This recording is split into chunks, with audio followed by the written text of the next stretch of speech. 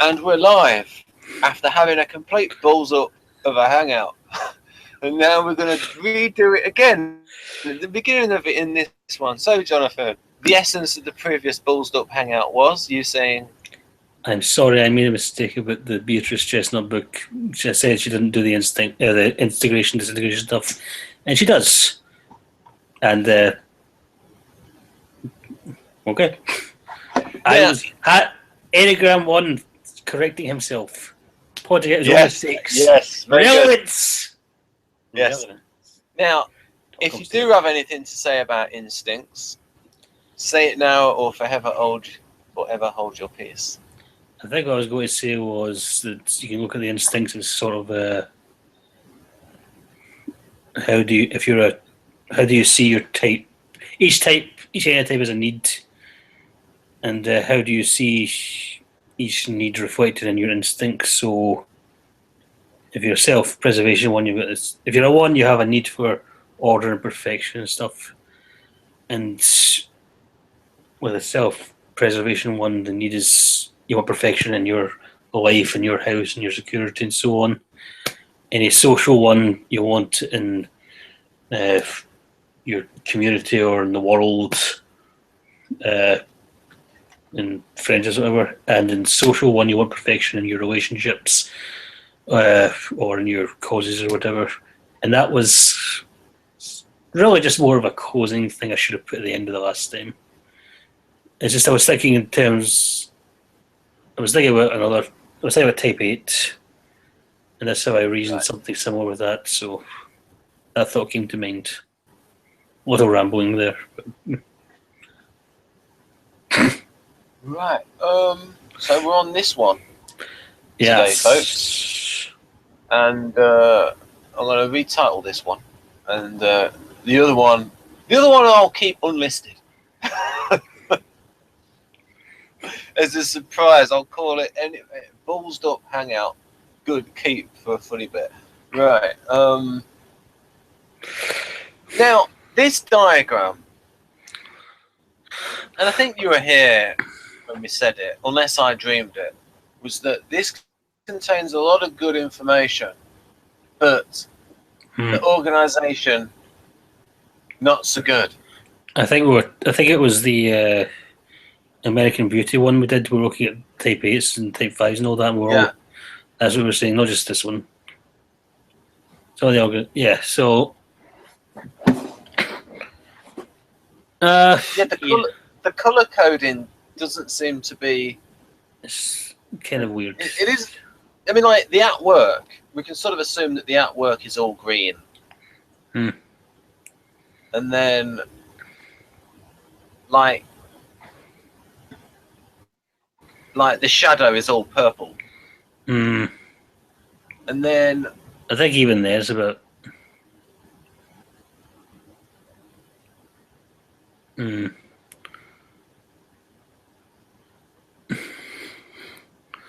mean, passion. It's hard to say. It looks like someone just had these things and then they had to add other stuff. Like when they were done, they kept on thinking, "Oh, this." Yeah, and I couldn't fit it all on.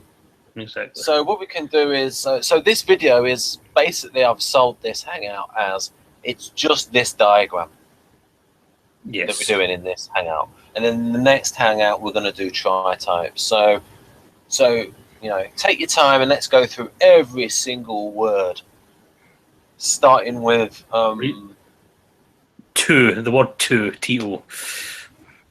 Interesting word. Well, where's it? Where does it say that, the word two? Opposed to anger. So two. Right. Anyway, opposed. That was a crap joke. If you start with opposed to anger. If you start with the light green. Okay, opposed to anger, light green. Yeah. The whole thing is conflict with anger. So opposed to anger, repressed anger, unconscious of anger, anger brews below the surface. Yeah. I think I talked about this in the first one, which is so far the best one. It's type 1. you don't necessarily like being angry, and for me that manifests. I would say that's more to do with. I think anger tends to cost you objectivity. I tend to associate it with loss of control. As far as being unconscious of anger, I've noticed a bit more since I've settled in being a type 1. I've noticed myself getting angry more, having angrier thoughts about certain things and people and so on, which I will not talk about. So I used to have this conflict with the righteous anger. I wasn't sure whether I liked it or not, especially since I knew how much trouble it could cause, but I used to be more comfortable with it. I would say I'm more conscious of anger now, but that's more because I've become aware of type. Before, yeah, I mean, sometimes I would notice I was angry, other times I wouldn't. And I don't think I come across as an angry person at all. A lot of it is in my mind when it happens or when I'm on my own. It's not that bad. I think I'm a pretty reasonably healthy type 1, so it's not a serious problem for me, anger, but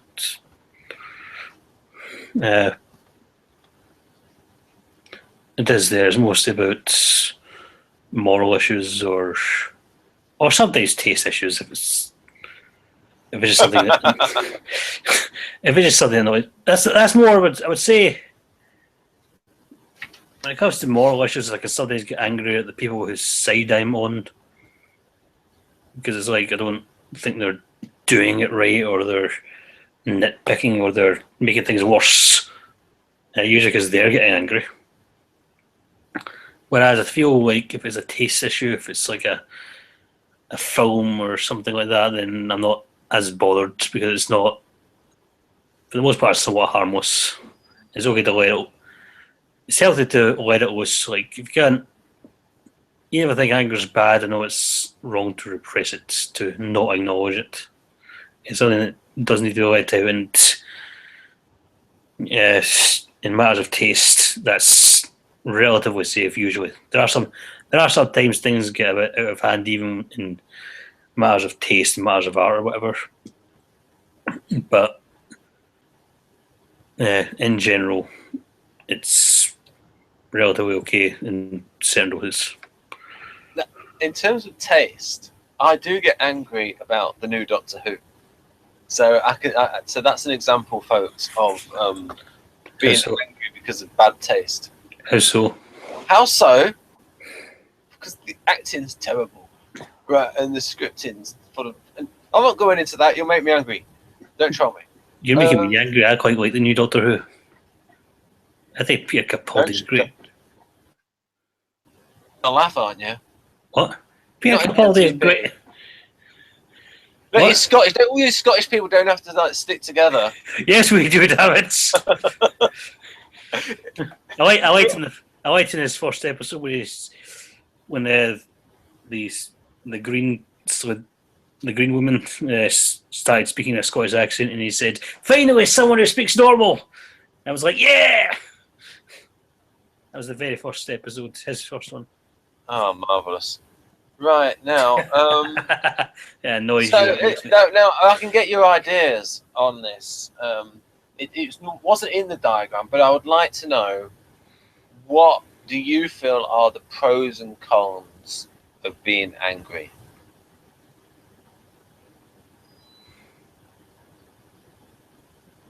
The cons are it can give you the illusion, it can cloud your judgment, it can make you think the worst, encourages you to think the worst of people. Give them a habit as well. And as I mentioned, it can cost you control and so on. I suppose it can be a pro in a constructive way, like you can get stuff done and make things happen. Although,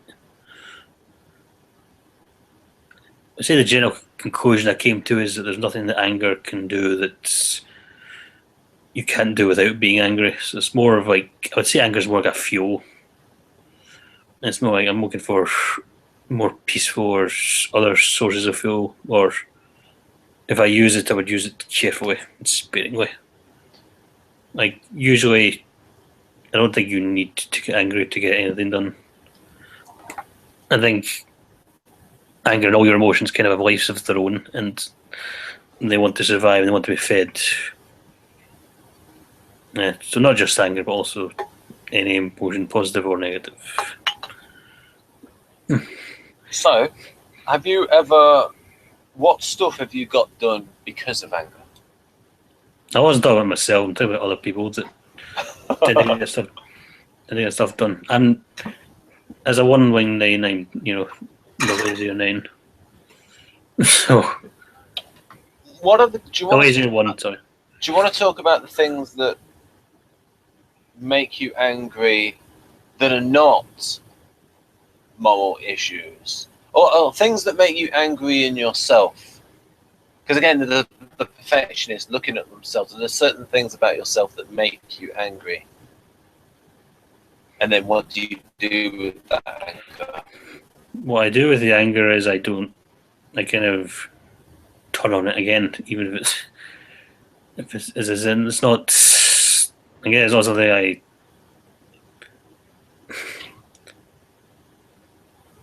think for other people, they would use their anger to move forward, or turn it into anger exercising or angry creativity or anything. Whereas I don't feel comfortable doing that.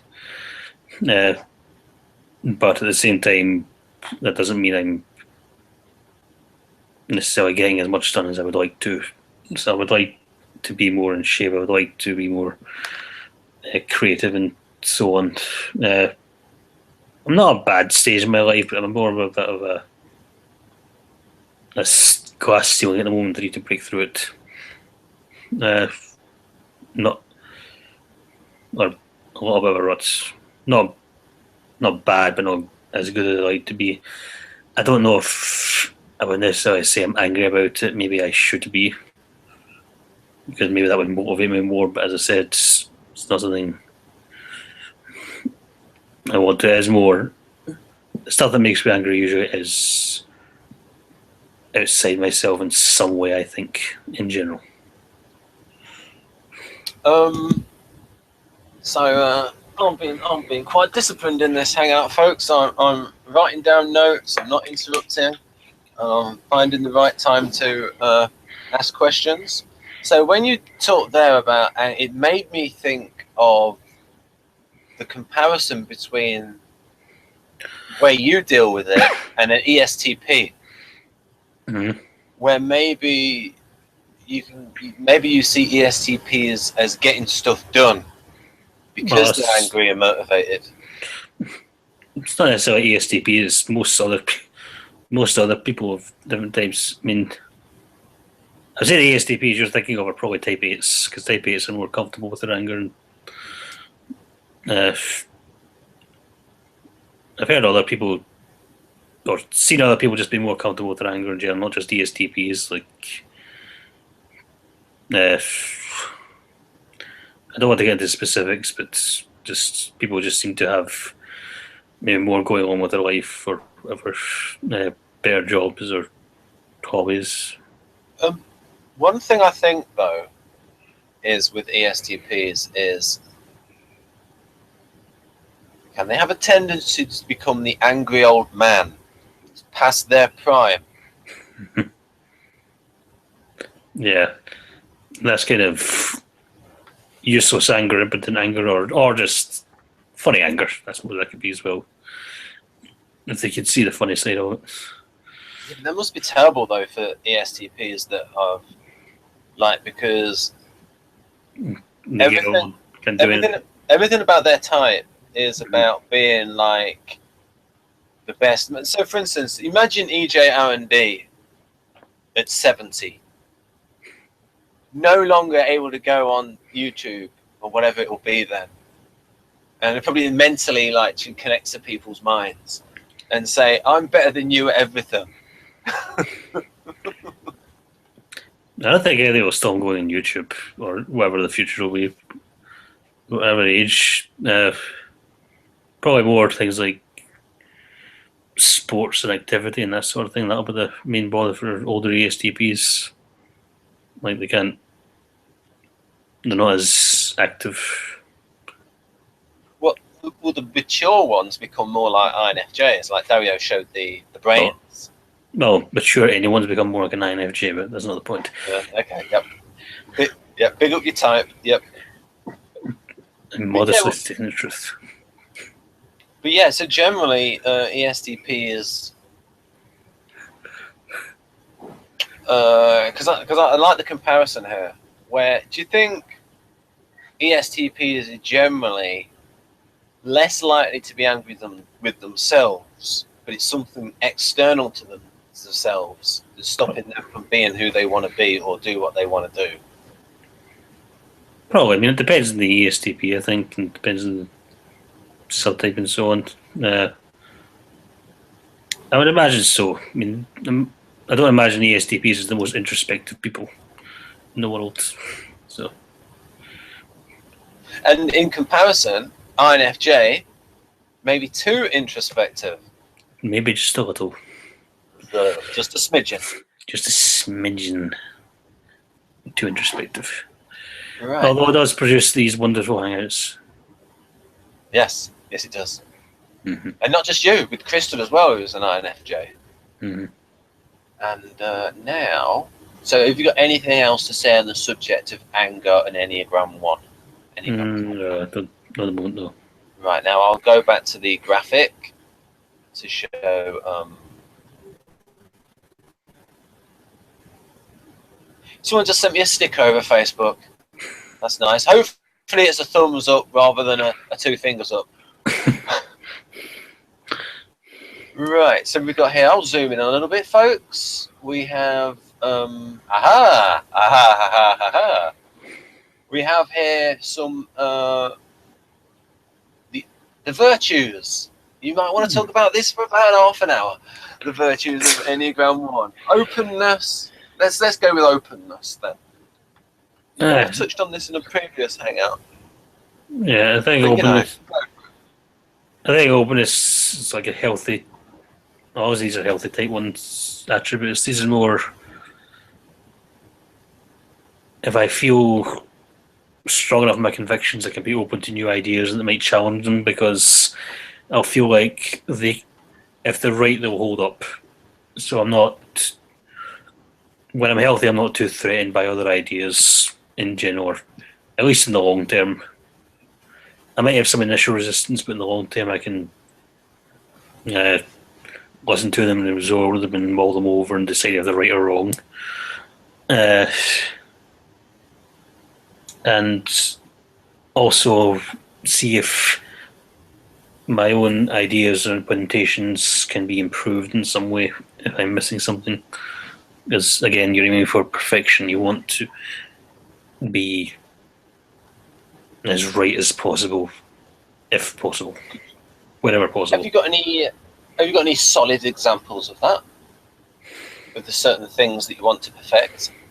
In my case, it's more my ideas. So I like to get ideas right. I like to get my opinions right.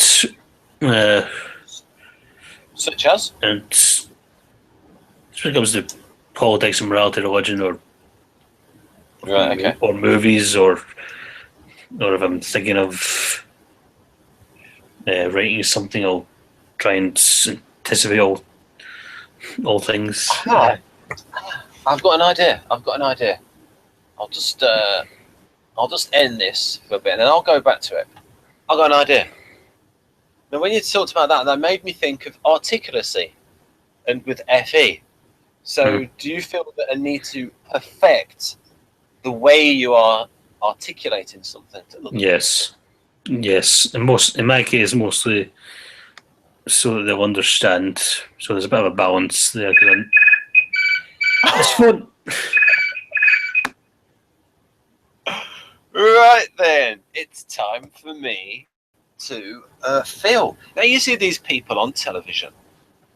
These people, these so-called professionals. If something goes wrong, then they have this look on their face. Go, oh no, what am I going to do?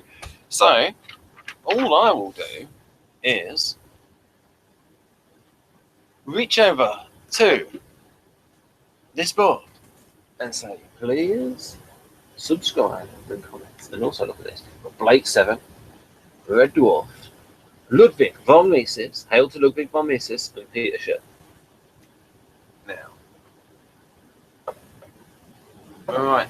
So I've just found out that the everything's backwards. I'm just going to change that. Jonathan, I will have a suggested word. Right. So who was calling? None of your business. Well, there's two. One is either going to be your mother or someone very attractive. Those are the two excuses that I will accept. It's not someone very attractive. Well, of course it is mother. I walked into that one. Not that my mother's not very attractive, but I don't. Moving on. No, that was not deliberate. That was not a deliberate trap. I'm not like that. I know, but the NTP would have been talking about that. But I walked into it anyway. Right. So I was just saying when you were away about these TV presenters. You know, when something slightly goes wrong and you see the panic on their face. And I just think in future that a lot more TV presenters would have practiced by doing, say, Google Hangouts and things going wrong. And then by the time they get on television, it should be like water off a duck's back. Depends on them. I mean, I think there are some who are able to roll with it, and the more professional ones are able to do it. I can't think of anyone who's actually messed up in that way of you. Who do you think of? I think a lot of the news readers on the BBC have zero personality. Right. Okay. So we mentioned anger. Now we're going to go back to again the openness. We'll go back to the diagram and consider the yellow aspect of serenity. They seem to have put them together in the same colour. Yeah. Those, if we assume that perfection is the same shade as the other three, it might be slightly different. I'm not sure. Whole idea. Anyway, serenity. I like. All I can say is I like it. I like feeling serene. I like the idea of being inner peace and being calm. Most people probably do like serenity, so it's not big. Doesn't require much explanation, I don't think. Something to aspire to, and I'm probably my best when I'm at my most serene. Probably my most competent when I'm my most serene. Do you get angry with yourself when you're not serene? No, I don't usually. I usually don't notice when I'm not serene until, or if I do, I'm not conscious of it. It's not something I think about, but it's something I like being this. Or maybe sometimes I imagine myself to be when I'm not. But so, do Enneagram ones? I mean, based on this, I mean, if I make the hypothesis, sometimes it's they're either serene or they're angry. There's a whole shades of emotions, not all or nothing. Certainly not for me. Yeah, I was sorry to reduce your type to a single dichotomy. Yeah. You're more complex than that. Yes, I am. So, yeah. So serenity is something to aim for, I would say. That's an interesting one. Absence of preconceptions. Yeah, well, I mean, everyone's got. I think preconceptions in some ways are inevitable. Some level and will be, and there's always some level of bias, but it's more like I will try and be aware of them, and I'll try to account for them and take a step back when I'm looking at evidence or whatever. I'll try to avoid making assumptions about evidence or the other person, or I think I mentioned before about the principle of charity. there's a method of logic of assuming that the other person has a point, or in an argument or a debate, giving them the benefit of the doubt, and of steel manning, trying to come up with the strongest possible interpretation of their arguments, and trying to deal with that rather than straw man them or misinterpret what they're saying or anything like that. And being aware that I'm capable of doing that, and that other people are capable of doing that, and that it will happen inevitably, like whether you intend it to or not, that'll happen sometimes. But generally, trying to be as fair as possible and be as even-handed as possible. So, what do you think are the? You mentioned some of them in passing there. What do you think are the preconceptions that a lot of people are guilty of that you avoid or are absent? Well, I don't necessarily avoid them. I'll try and avoid them. But it's just it's the usual things about class, race, gender, politics, about fandoms. Making, if you're angry at someone, make assumptions about them. Maybe you're afraid or just too quick to jump the gun. This is all the usual biases, like even everyday biases and everyday assumptions that you aren't necessarily is aware of. See, I'm trying. What I like to do is what I not tend to do is look at philosophies and ideologies and things like that and see how they impact others and also how they impact me, and try and work hard at that to be aware of them, and if I'm looking at arguments, taking it step by step, being careful wherever possible. Can you give us some examples? Like when you mentioned their philosophy, if you give us some concrete examples, because like the whole of this hangout is on this subject, so we want to do like a super detail. If okay, no, I just mean that I like looking at moral philosophy or religious and thinking about virtue, and philosophy is good for learning how to argue and how to debate and how to understand different viewpoints. So it's more like if I'm looking at something else in what seems like a non-philosophical context, I'll have all this learning. I can't think of a concrete example right now, sorry, but I'll have all this learning and experience, knowledge to fall back on and utilise. And it's more in the sense of training myself and learning from experience to be the best possible debater or arguer I can be, in order to be aware to any preconceptions I might have or other people might have. So I meant in that sense, it was more a sense of training myself. If we also look at if we remind ourselves and the audience that we're not just to think of this type as the perfectionist, but as the reformer. Mm. And then, in order to reform, you have to persuade people. And one of the ways to reform is through persuasion. Mm-hmm. So if we now think about you as the reformer in that mode of, like I said, you want to persuade people. Yes, but it's not just persuading people this thing is right or wrong, it's also just persuading that things should be done in a certain way and a certain attitude should be brought, which I think comes back to the INFJ tendency to, try and fix people or improve people that some other people might find a little bit annoying. But I'm anticipating how they're going to react. How they're going to react in the moment, how they're going to react in the future, how what they say or what they do will impact other people in other situations, whether they'll handle it right or wrong. Sometimes I'm mistaken. Sometimes things will go fine in spite of anything I do. Sometimes I accidentally make things worse, which is things to worry about. But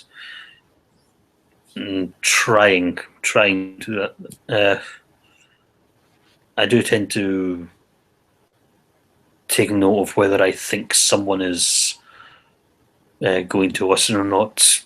Very often they won't, but or if they're interested enough. So, but as a sense of,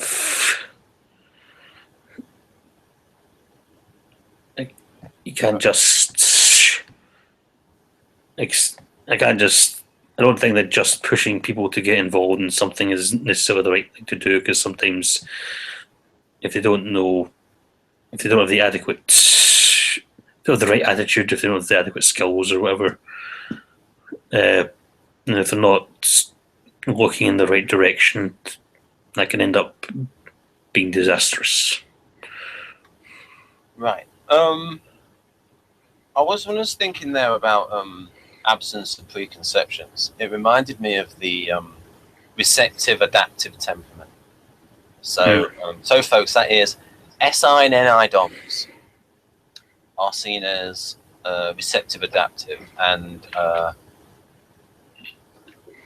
so again, it's the very observant, and so now I've written something down here. So the absence of preconceptions is how much of that is an INFJ trait or an E1 trait or both? I'd say both. I do think that healthy E1 descriptions that I've seen of the healthy E1 sound quite healthy INFJ, just in general being open-minded and unusually objective and moderate and seeing all sides of the issue and being balanced. I would say they reinforce each other. I think I do take this a bit more seriously than other INFJs or other types in general. So could you have a situation where, if it was sort of like doing a spoof of an INFJ ESTP relationship, where there's a situation where an ESTP comes into a situation and is slightly, and the INFJ say, "Hang on, let's not have any preconceptions about this person." Yeah, so how it fits together with the ESTP. Well, that's I don't know, because as an INFJ, I probably would have accurate preconceptions anyway. Like I just, psychic. I know stuff. So it's more like I'll have preconceptions and then I'll say, okay, this might be a psychopath, but it might be a charming person. I don't get it. I'm still trying to get it into my head. Why do INFJs like ESTPs? What's wrong with them? They're not that bad. They don't mean anything by it. They don't mean anything by what they say or do. Well, that's what because Donald Trump can say that there. He's got a 70% disapproval rating amongst women. I wonder what the ESTP's disapproval rate is amongst women. Well, you cannot say that Donald Trump represents all ESTPs. Not all ESTPs are Donald Trump. No, but a lot of them are like that, though. Or they want to be like that. That's the difference. Yeah. They can be trained. They can be taught. I remember that about when you said that SPs are not like dogs. Dogs can be trained. SPs can't. I never said that. You may have said that. Oh, yes, I think I said that, yes. Right. So now we've done the absence of preconceptions. Trying to get something out of you. That would have been really interesting with the philosophical things. But, you didn't want to go there, did you? My mind's kind of went blank on that, that's all. So okay. We can have a future hangout on that. Yeah. On the I haven't read philosophy in a while, so need to put the brain in gear. Now we can make a point about the difference between INFJ and INTP. INTP may have, they would probably, when reading philosophy, not read it, analyze it, and go, oh, this bit's like this, and this is like this. Let's do a comparative analysis between this and this and this. Whereas maybe do INFJ is it more of an unconscious NI weirdy thing? It's a bit of both. I notice comparisons. I notice patterns. But it's more like I'm discussing something I need to sort of...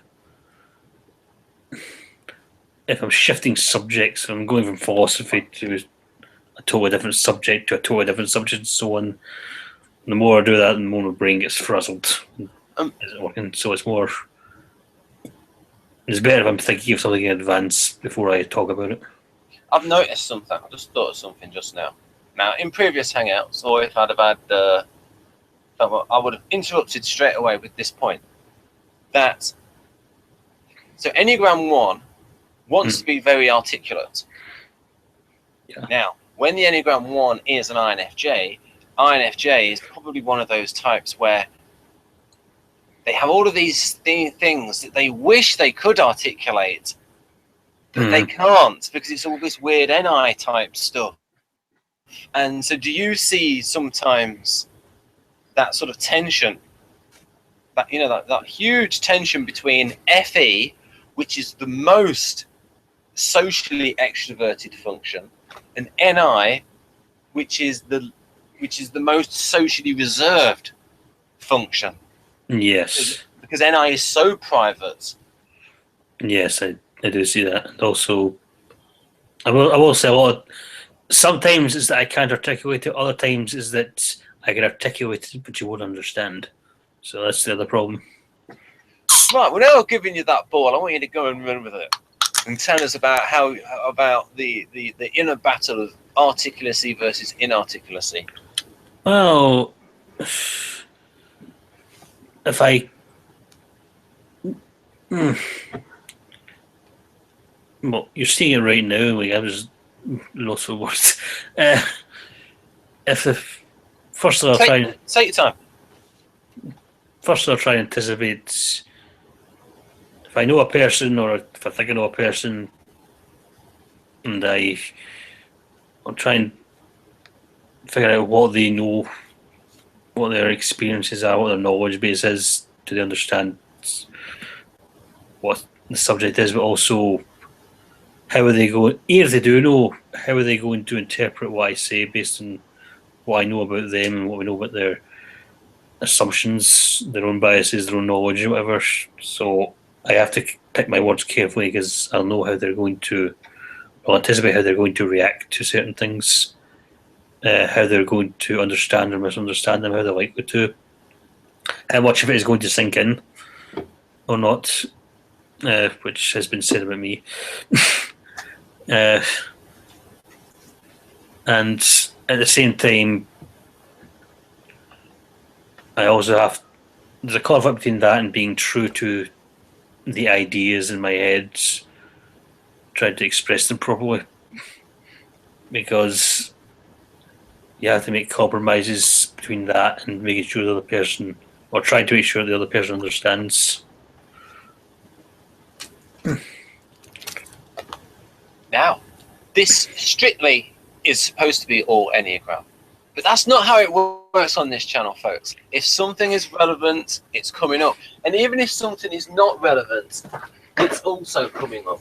For instance, just to prove that, we have an anabolic muscle fuel bar, very nice but extremely chewy. We have, and I don't know if you've ever had this, a Ginster's peppered steak slice. Don't know if you've ever had that, Jonathan. Maybe you have a Scottish equivalent. I don't know, I've never heard.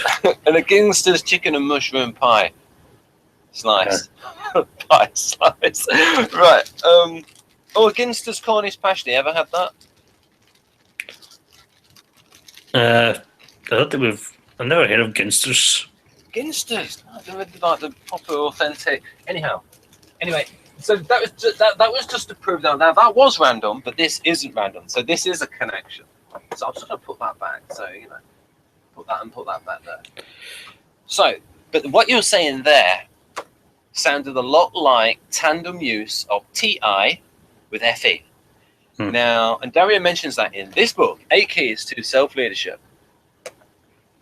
And he got that from Linda Berens. Now, they also have this concept of tandem use in socionics, and they call it dual functions, because they are, so for instance, your dual functions are, because those are personified with your dual, that's SE-DOM, and their inferior function is your lead function. So that pairing, is they call them dual functions, and Linda Berens and Darian Early call them tandem functions. And so when you were talking there about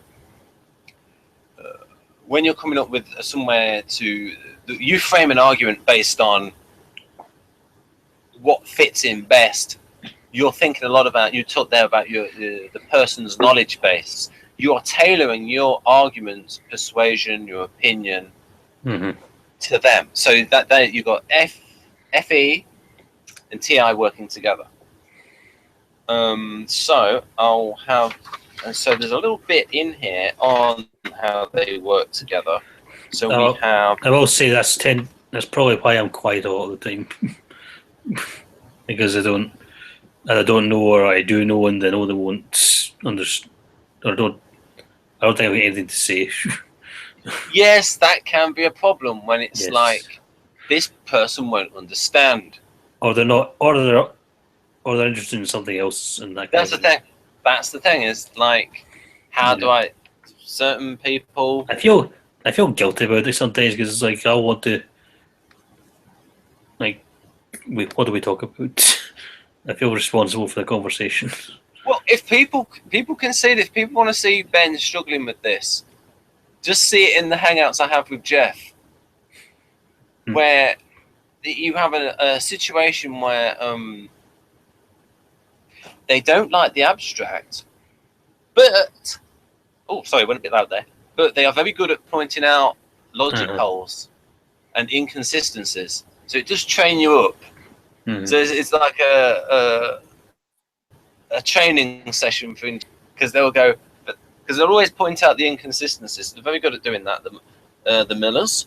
So we've got here extroverted, introverted thinking, and extroverted feeling. Right, here we go. Right. So this, again, it might be an example of tandem use. We can get impressive results using introverted thinking in tandem with extroverted feeling. We might draw on a nugget of reasoning or theoretical framework to make adjustments for the welfare of others or the good of a group. Applying principles of human behavior and applying leverage at key points can help us to manage divergent values, feelings, and opinions. We might nurture relationships with a network of respected peers while clarifying a framework, or disclose personal data to gain clarity and precision for a topic. Sorry folks, I'm a little bit tongue-tied at the moment. Or we might feel passionate about the value of people everywhere, learning to use a particular framework as a problem-solving tool to improve human relationships. We communicate this framework to others as a helpful gift. So, what do you think about that? Does that connect with any INFJ-ness or E1-ness? It seems to be pretty much what I was talking about. Like, what can I add? I was having a problem talking there. I've got a very big tongue, folks, and it gets in the way of my teeth sometimes. Here we go. So I'll try again with extroverted feeling. This is the same, but with a slightly different emphasis. We can get impressive results using extroverted feeling in tandem with introverted thinking. We can connect with others by following guidelines about appropriate behavior. That's interesting, because the way that's done there, that's almost a TI that like Victor sees a kind of TI like that, and kind of rules like TI plus, it's a bit like that. We may follow principles of fair play or the golden rule, a general framework for all our transactions with others. we might locate leverage points in a situation to help. I hate it when it talks about. I hope you're not watching this, Dario. I don't like this leverage points business. It's management speak. Right, here we go. We might locate leverage points in a situation to help all parties get what they need. Okay, you tell me, Jonathan, with your intellect, what does he mean by leverage points? Finding out what words people are going to respond to, or how they're phrased. Like if you know what kind of words a person will like, or if they'll react to a word said in a certain way that they will listen more or listen less. It's also being careful about the red flags, about knowing what ones they're going to react to badly, what phrasings they will react to badly. You should be a political advisor, advising politicians on keywords.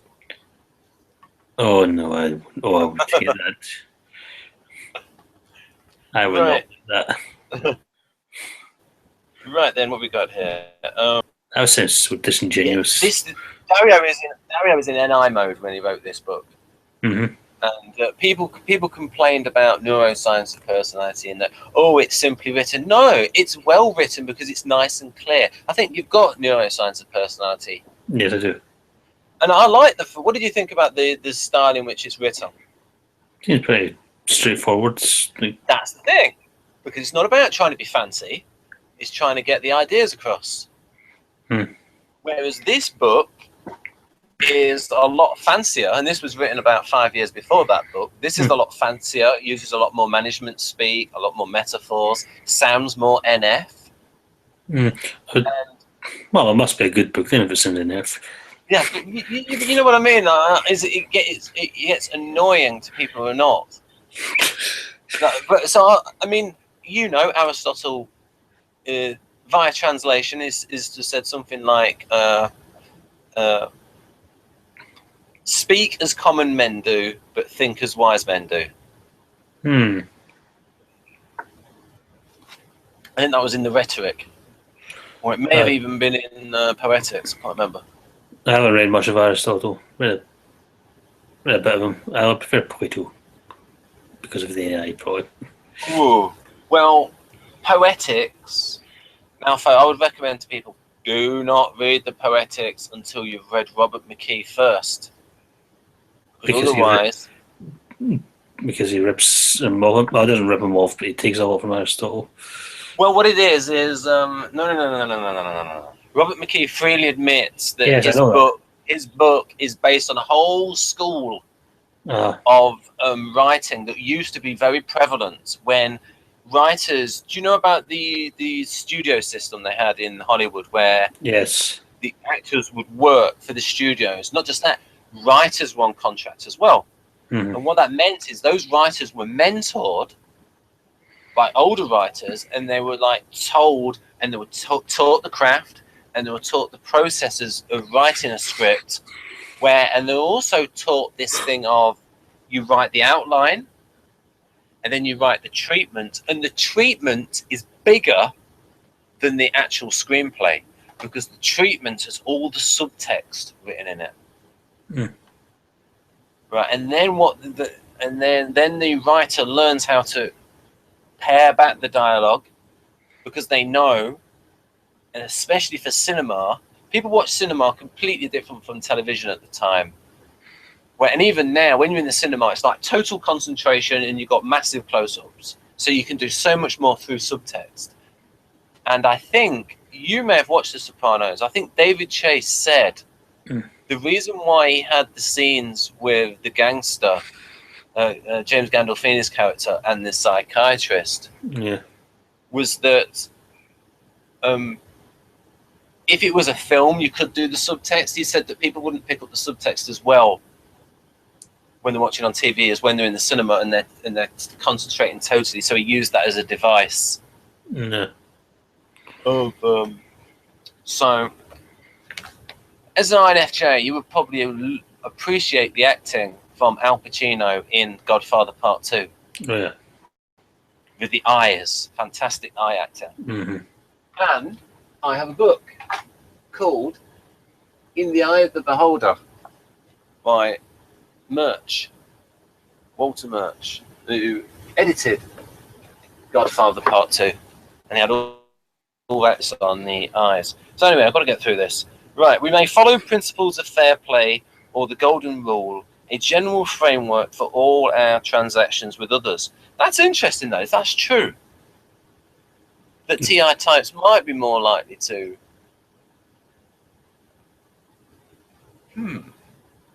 I'll ask about ESTPs in a moment.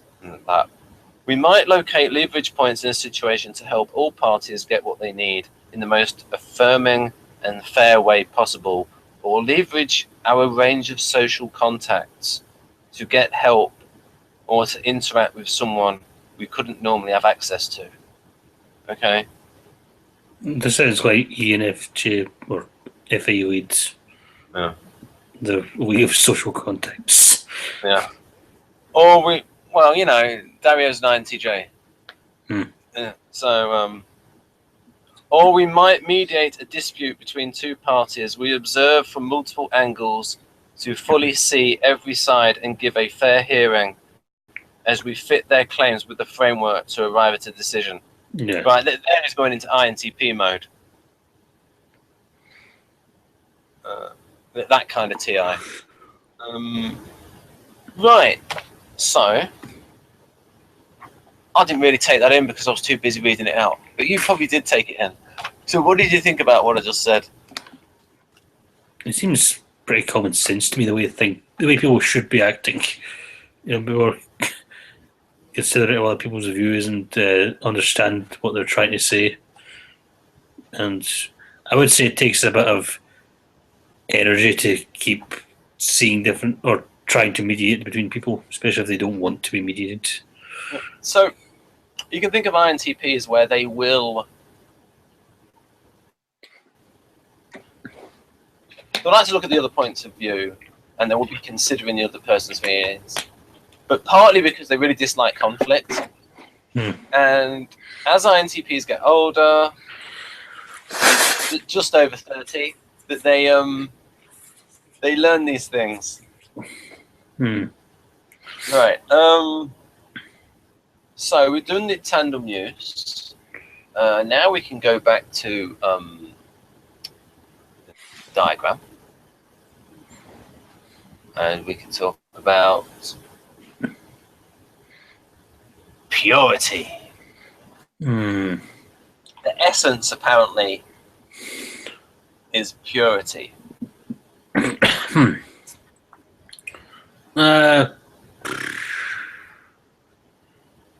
I would say that just sounds like, to me, like being as right as possible again. Like, okay, trying to account for everything, or aspiring to be pure of heart, pure of mind, pure of deed. Possible, usually failing to live up to it, but liking the idea. As long as it's, I like the idea in a positive way. Obviously, the negative way would be like disowning everything and shunning everything that's not pure, and turning on things that aren't pure and people that aren't pure, whatever, which can get, scary and wrong. What is pure? What is pure to you? Pure morals, pure ideas, pure intentions. Such as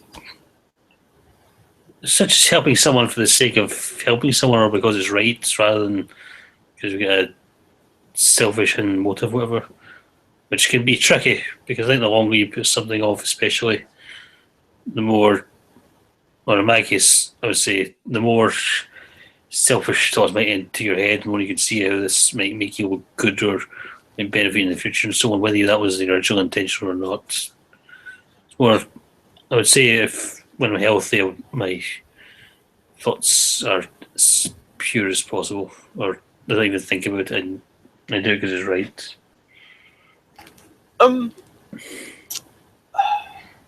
Now, when you were talking about that, it made me contrast with a certain type, and that is ENTP.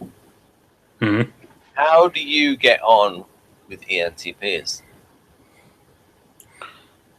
Not sure. Not sure how many I know in real life. But, especially when you're discussing ethical things. mm, Like there, when you talked about purity and like that, an ENTP would probably look at you funny and go, "How do you know what's right and wrong?" and all that kind of stuff, and they'll try and troll you to death. oh, that sort of thing is tiresome. I don't know. I just feel like I've always known. When I was younger, I thought it was very obvious. Oh, yeah, I mean, I agree with you about charity and stuff like that. Yeah, I mean, if people want this brought home to them, they should watch the 1984 Ethiopian famine. And if they don't have a gut reaction, I can be quite jaded after seeing and reading about a lot of stuff because I might not have a gut reaction anyway. That's more but this is a different, because I went to, a couple of years ago. I went to look at it again. I could only get halfway through. I had something like that when I watched The Eternal Jew, the Nazi propaganda film. I got 10 minutes in there. I thought, no, that was just horrifying. Yeah, but it was. It's pretty bad. Right. We've lowered the mood a bit. Pardon? We've lowered the mood a bit. Talking about. We've lowered the mood a bit. Talking about famines and Nazi propaganda. But it was just. I'm just saying that. I would say that sort of thing actually, as far as ENTPs or people doing that it's annoying, but it also challenges me, and it challenges me to think outside the box and consider things. The only problem, it's frustrating to deal with, right? But it's interesting to consider. It's better if I do it in my own time, my own way. I mean, what I'll say is this is an example of. I mean, people on this channel will probably have heard me criticize left wingers for saying. Because I used to be one, for saying, but this is still an example of where this happens. Like you yourself, and I have just said there that there are certain things that you know are just right and just wrong, and it's like beyond the logic. You know, like I said, in those like certain situations, like we know that's right, we know that's wrong, we have a gut feeling about it, and. So, and I tend to forget that's how I felt about a lot of other things. But it was just like a mental block of where you can have a situation. But an ENTP would say something like, say one that has to do with philosophy might say, "Oh, that's good feeling is stopping you from using your brain to think about that subject objectively." So. But then we would say that ENTPs, well, that's because you haven't got any feelings. So that's why you can. No, you would say that. I would not be so cruel. I would be too. I'm thinking of a particular ENTP who has said such things in his own video. Wow. Did you say you couldn't get through that video? I can't remember. Was it somebody else? Which video? I'll type it in the side so that nobody can see who I am referring to. I'll write it in the side.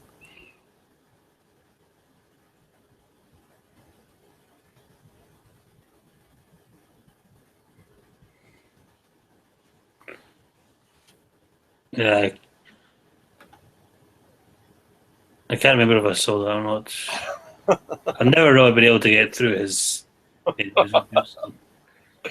right, and so this isn't just blatant typological rivalry, but this is an actual point about what you were saying before about talking about virtues, and it links in where you can have this situation where you have somebody who has these virtues and will say things like, "Oh, I know it's just right," and it's something like that is beyond logic because it's something that's, that you feel. That's what I was talking about when I was talking about philosophy and trying to see all sides and sort of things like it's not that's right, but it's not good enough because I don't want to convince other people, I don't want to persuade other people. And I know it's not. It may not be objectively right as well. There might be something wrong with that perspective. You might make mistakes. So again, this is why I want to constantly refine and update and perfect my thinking and feeling. So is it like I know this is right, and I want to find a logical reason to articulate why I'm right or why this is right? More or less, but you have, at the same time, I'm also aware you have to be careful with that sort of thing because you might be wrong. Yes. The NI superpower can betray you sometimes. Right. No, you wouldn't say betray. No, just misunderstood the superpower. Yes. Oh yeah, there's one thing on there. Angry virtue. Can I see it? It's on. I'll go back to it. They have it as the core thing of the Enneagram Type 1. Angry virtue. I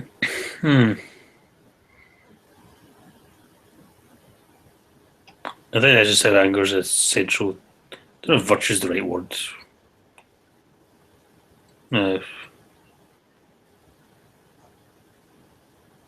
Talking still, preaching and crusading. Yeah. What we can do now is we can talk about perfection, and then we can talk about these blue ones here.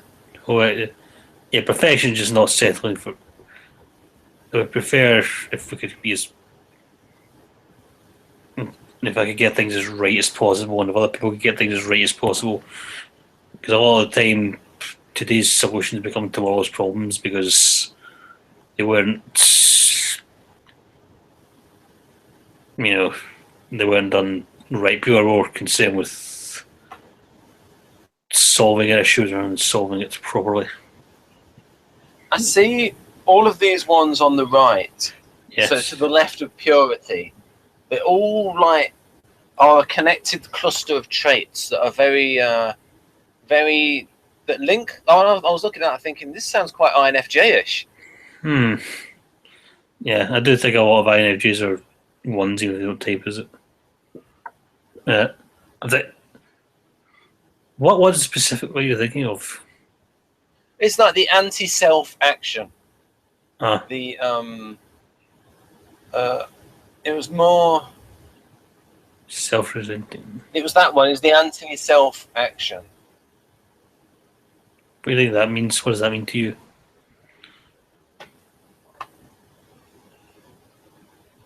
No.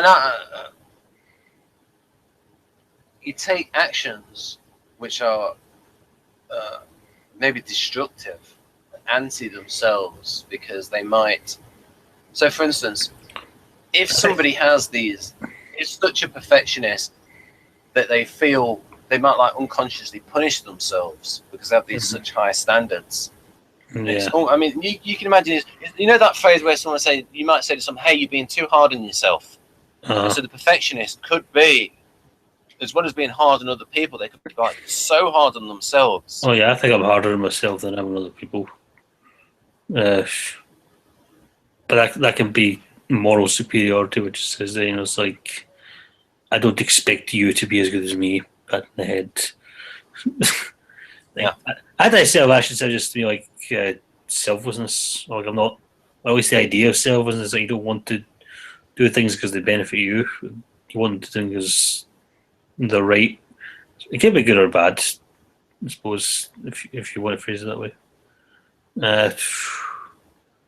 Judgmental, the J.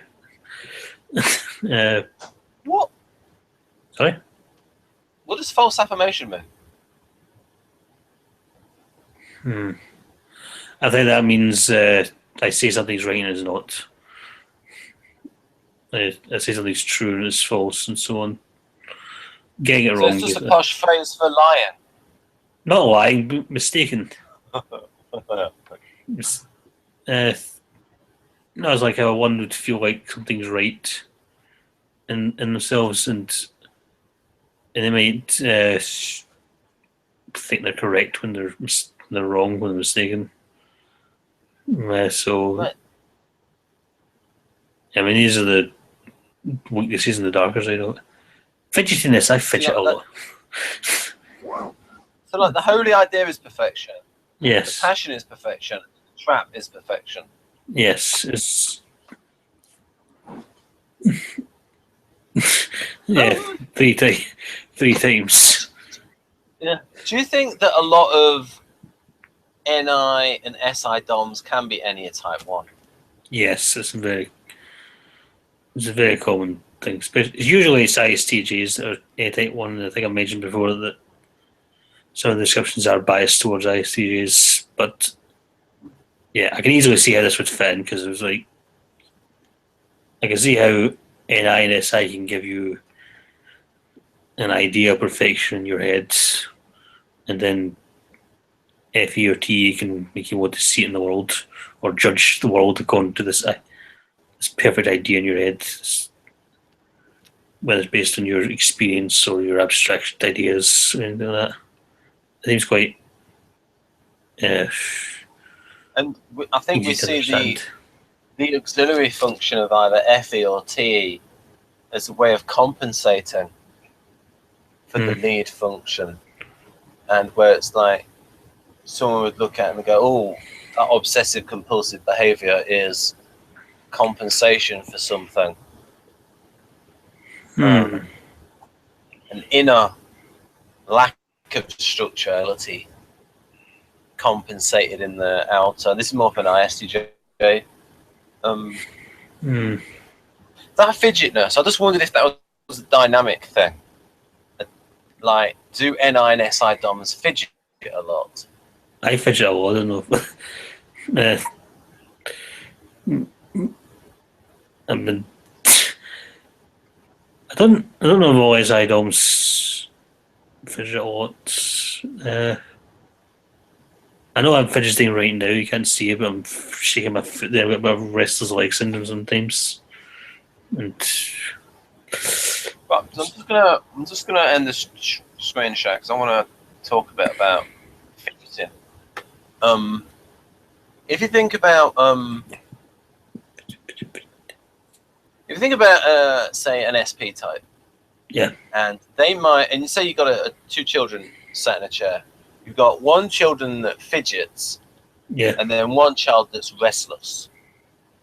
Now, I would see fidgeting as somebody who is uncomfortable, and it's almost like they're uncomfortable in their skin, and whereas the S, they're just restless, and it's a different kind of thing. It's not fidgeting in an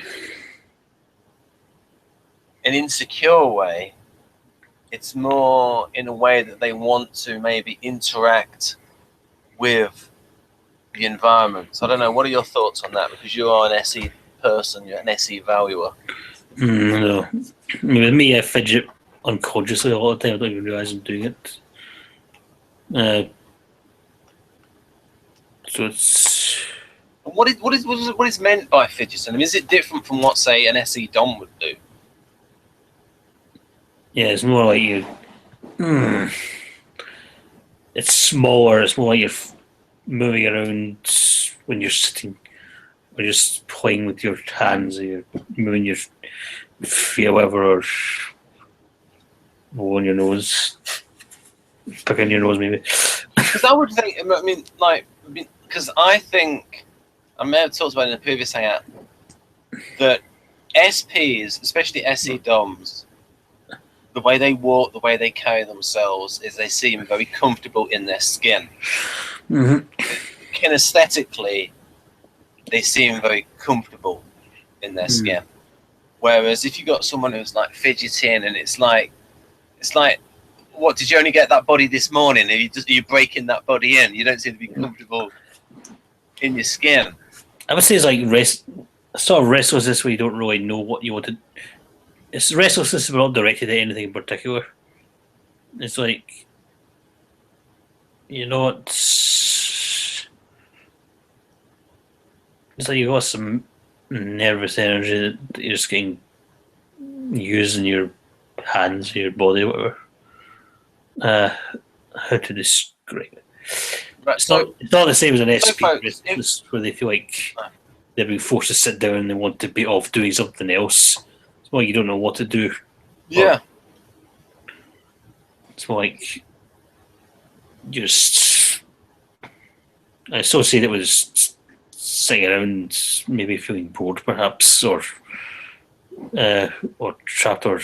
Yeah, I mean, if an SP saw someone fidgeting, they would see that as a sign of weakness. Really? Yeah, they would see that as somebody who is uncomfortable in their skin and is nervous because they're fidgeting. Whereas, because a lot of time you've seen people, if they're waiting for something and they're anxious, like, and then you can match up the fit to their face. It's like, oh. And there's all that kind of stuff. And like, whereas, and then if you compare SP, it might be like, yeah, like that, and like, and then, like the way they're moving, you know, it's like you know what I mean? They're both moving, but it's for different reasons. And so, if people want more on this, there's a couple of hangouts in the Galenko series, folks. In the Galenko hangouts, where hangout number 4 on the receptive adaptive temperament, and I think hangout number 9 on socionic SI. It's about how it's a dynamic Jungian function where it's very sensitive to the environment. So they're very sensitive to how they feel, their clothing, the temperature around them, if there's a draft, the chair that they're in, all of those sorts of things. Whereas SPs, they just ignore that kind of stuff. And so SPs are bored. Most of the time they are bored. They need an external stimulation. Then once they get that external stimulation, they are the best at concentrating. The best. And part of the reason why, folks, they are the best at concentrating is they get that high, that serotonin high, that neurochemical feedback of being locked in. And that's why they can be so good at sport, is they're focused and they're getting that chemical reward for being focused. And so that's the downside of that is they're not looking at so much at the consequences of their actions, and they love to act and be in the moment. Right, so all that based on fidgetness. Now we can get back. It is relevant. It's not against us Cornish pasty, it's relevant.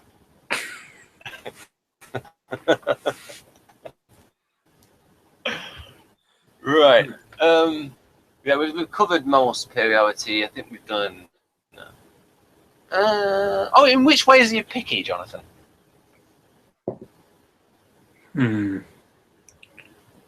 Picky with my time, my tastes, and I think I'm more picky when I'm annoyed or under stress. Because if I'm feeling relaxed, I'm not quite so picky, but it's more. I'm a very picky eater. I've noticed that, but that's probably because of my allergies. Like I don't want to. If I try something new and it doesn't, and I don't like it, that just ruins the whole thing for me. The whole meal experience. If I watch something that I don't think that I don't enjoy, anything that's I actually say I get quite ritualized sometimes when I keep on just going back to things I know I like. Yeah, hopefully you can be in the hangout tomorrow, Jonathan. I don't It's think 3 p.m. I don't think I can. I don't think I'll be able to make it. I thought I was, but does it? I've got another obligation. Right. Okay. Because one of those subtypes is the harmonizing subtype, where it's sort of like accentuated SI and NI, and they are very connecting to the environment. Mm-hmm. Again, it's not like these things you're talking about. Their environment has to be in sync with them. Yeah. So they will change the environment to suit them. Whereas SPs don't care as much about. This is where the stereotypes come in about. They don't care if they live in a pigsty. Yeah, I care if I live. I would care about that. I like to have things a certain neat way. I don't necessarily take care of this place as much as I should, like dusting and all that. But I like to make things so I don't have to. I don't have to clean them regularly because I know where everything is and everything in place, and there's no more getting dirty. And just everything's neat. Everything's in its right place. I get all bothered if things are a little bit out of place or if they're not supposed to be sometimes. Right. We can now go on to resentment and self-resenter. Yeah, resentment is just being angry that you've good intentions, you've done good things, and maybe you're not as well off or as happy with your life as other people seem to be, even the other people who don't, especially other people who don't seem to be trying as hard as you or doing it the way you would do it. Right. And also resenting yourself for being resentful. That's where self-resenting comes in, I think. Right. Or I'll just have a. Not true. Yeah. I'll just mention one little thing. There's a little thing that irks me. And I'll just I'll go back to the diagram in a moment. There's like two, because I remember hearing this phrase, and I didn't search it out until recently in the last few years, and that was the term overachiever. I never really thought much, and then I looked at it a few years ago, and then I looked at the intent, the meaning of the word, and it seems to be from a place. It's not that anyone who uses the word overachiever in a negative way, I see that as a red flag. Why? Because it's like they would look at someone and go, "Oh, he was only successfully hard." Sorry, you broke up a bit. It's essentially saying, "Oh, he was only more successful," subtext, "than me because he worked really hard." He's not more talented than I am. He is an overachiever. I don't see it that way. I see it more as. Well, it's the opposite. Because I checked it. This is what I mean. I checked out the meaning of the word. It's the opposite of underachiever. Yes. But it's just that, me personally, I'm more of an underachiever than an overachiever. But it's just that I don't like the idea of. It could be that they got. I wouldn't necessarily say it's a negative thing. I don't think I've usually heard it negatively. No, what it is, it's so somebody can still retain a sense of superiority. Well, that can happen sometimes. When it's to somebody else, when they say, "Oh, he's an overachiever," what do you mean by that? "Oh, he only got where he got by working really hard," and then an SJ might look at them and go, "Duh." Overachievers are individuals who perform better or achieve more success than expected. The implicit assumption is the overachiever is achieving superior results through excessive effort.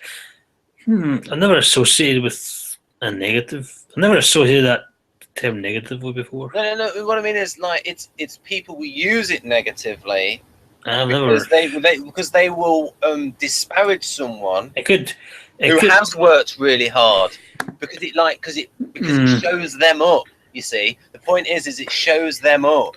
Could be. I could see it being. This other person has worked really hard. It makes them look bad for underachieving relative to the person who's worked their arse off achieving something. Yeah. I could see you it. Then judge yourself next to that person. You see. Oh yeah, I can see that. I can understand that. So it's like sour grapes. No. So it's a bit like sour grapes. Yeah.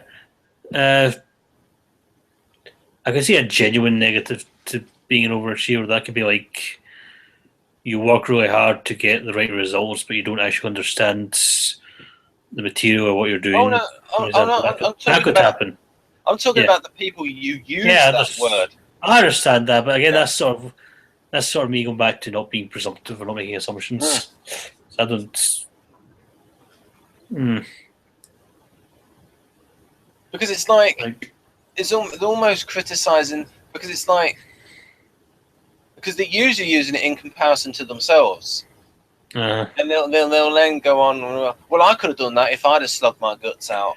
I see that a lot, but over a joke. And the ESTJ again would have said, "Duh." Yeah.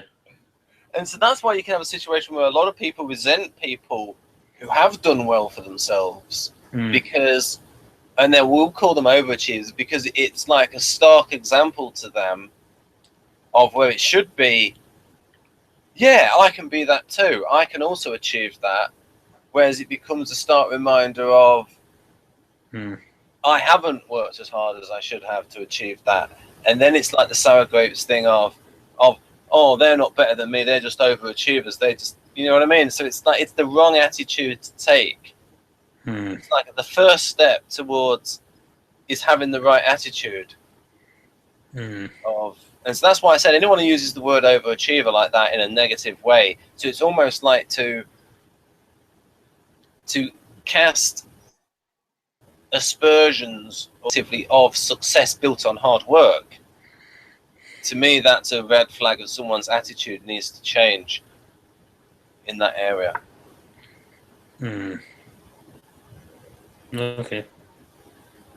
Right, and that would be that might be my one in my tri-type.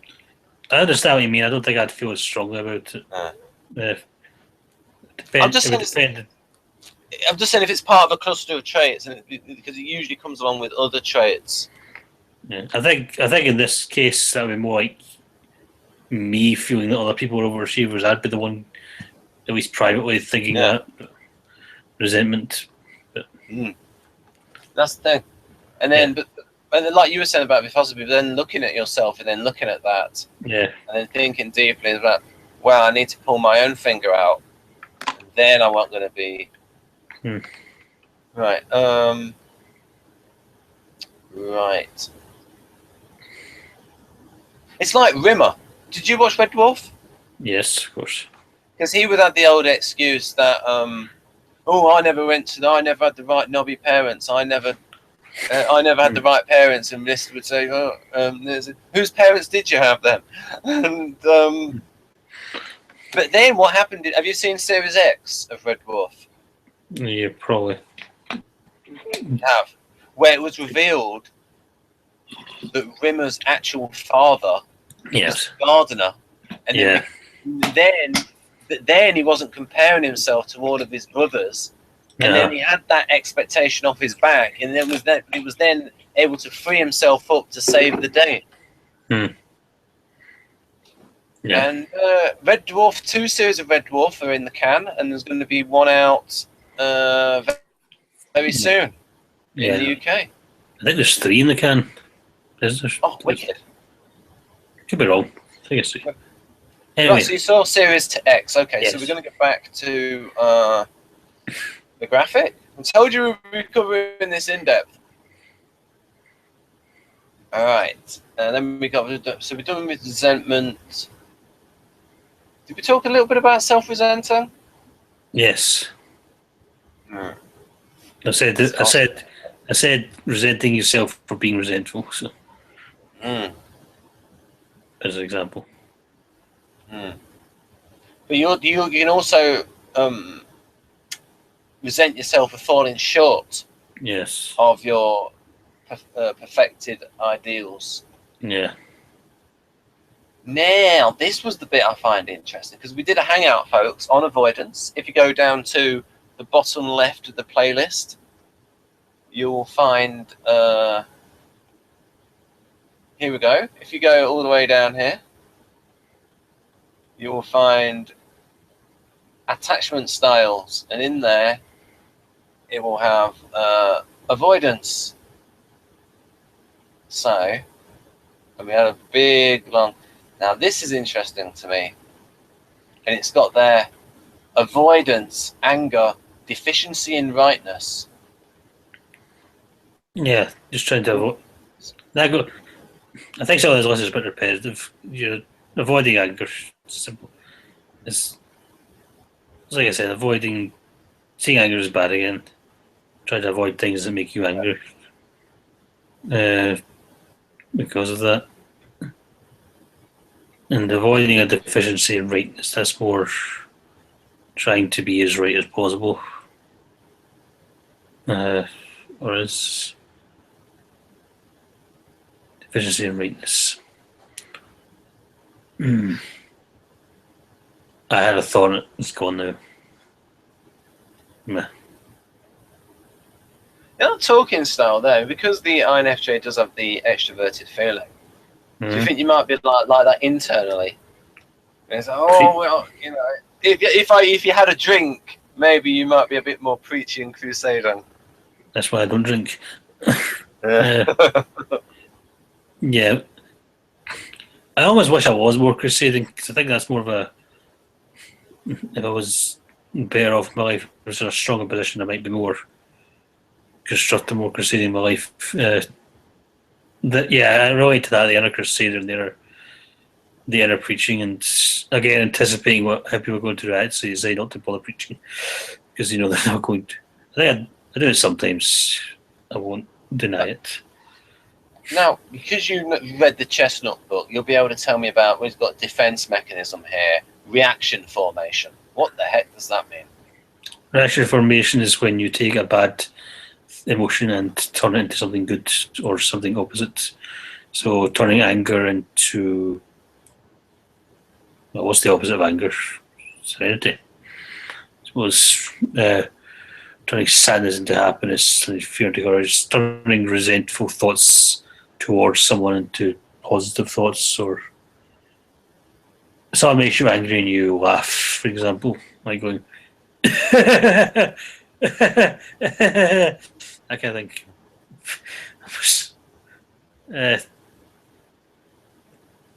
Suppression of urges, like yes, it's related to the next one. Suppression of urges. You feel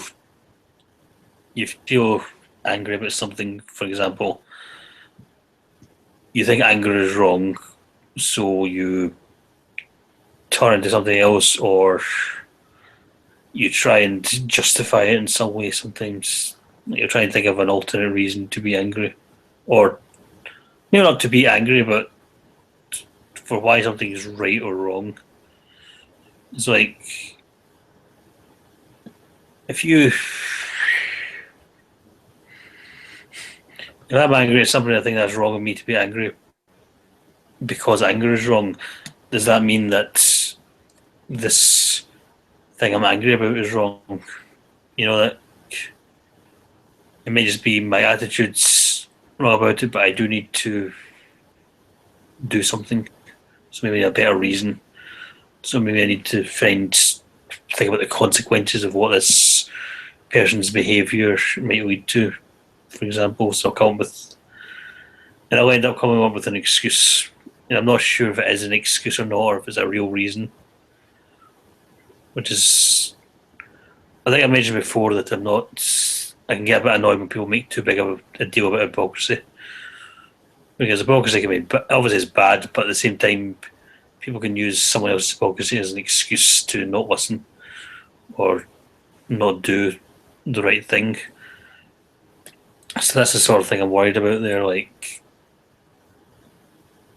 I can come up with a good reason to do something that I originally did not plan on doing. That I originally wanted to do for a bad reason, and then I have to decide: is this good reason legitimate, or is it just an excuse?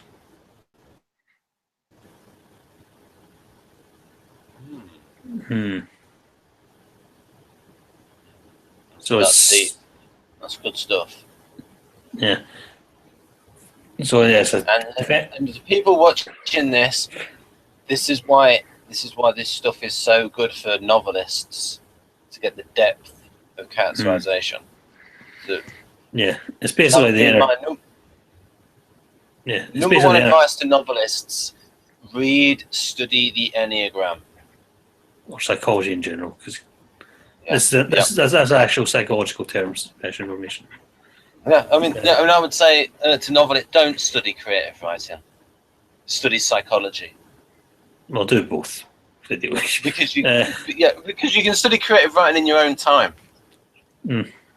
I actually came across it in another book I got recently, which is the Nancy McWilliams book on psychoanalysis. She talks about it in relation to obsessive compulsive types and also to paranoid type, I think, or what other something.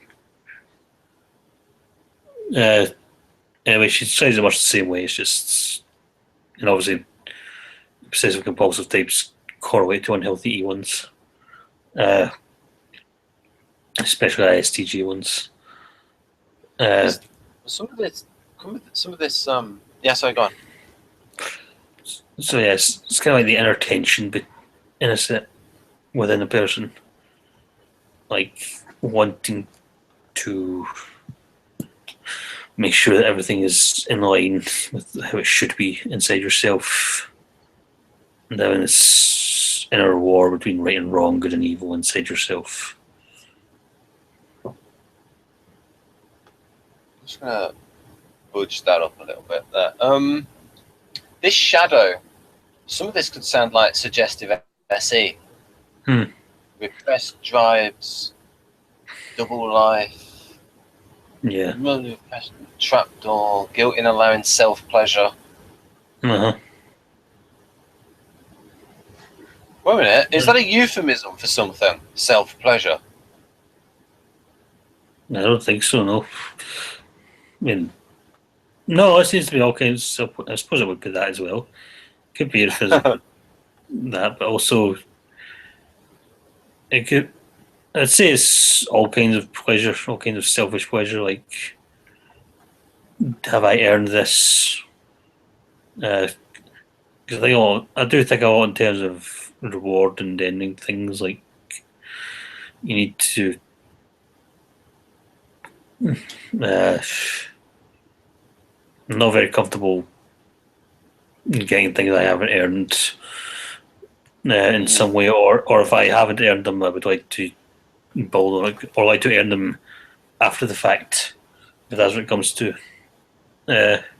So, yeah, I can't feel guilty about just being selfish for the sake of being selfish. In moderation, I don't mind it. Because in moderation, it's okay, but if I do too much, if I feel like I'm indulging myself too much, that's going to bother me. But, like, with the auxiliary FE, it's like the INFJ can get pleasure from helping other people. That is something that really bothered me as well. That's something I've ruminated over for several years, ever since I was younger. Teenager, at least. It's that sort of, because I've always known that I can get good feelings from helping people, and so on. And that can make me feel quite guilty. I mean, am I doing it for myself, or am I doing it for the right reasons? Like, that's probably why people type Immanuel Kant as a 1, because he talks about cold duty, doing things in regardless, even doing things and not taking pleasure, and doing the right thing without taking pleasure in it. I don't think I'll go as far as he does, but that's... Well, I always think with him that he was smart enough to know that he didn't want to rub up too much against the authorities when it comes to. I mean, he couldn't have gone Thomas Jefferson and talked about, the authority of the Kaiser. Where does that come from? Yeah, but what he's talking about in this case is wrong. He's saying it's wrong to do the right thing and feel pleasure from it, to enjoy helping people. For example, you should help people and not enjoy it because you should do it because it's the right thing. That's the ideal he's striving for. It's very cool to me. I wouldn't go as far as he does. I don't think there's anything wrong with taking pleasure in it, but I do think there might be wrong in helping people out just because it's pleasurable to you. Like, if someone needs help and you're not bothered, so you don't help them, that can be wrong. Or if you're helping someone because it makes you feel good, or maybe it makes you look good or anything like that. It's still selfish. Yeah, using people. You're basically using people to. But that's the sort of thing, because it's so easy for me to like helping people feel good about it. So, yeah, and I think a lot of the time I'm not doing it because it's pleasurable. I think I'm getting pleasure because it's right. So it's not too much of a bother there, but it's something I've questioned over the years, thought about it, and back and forth on. Let's zoom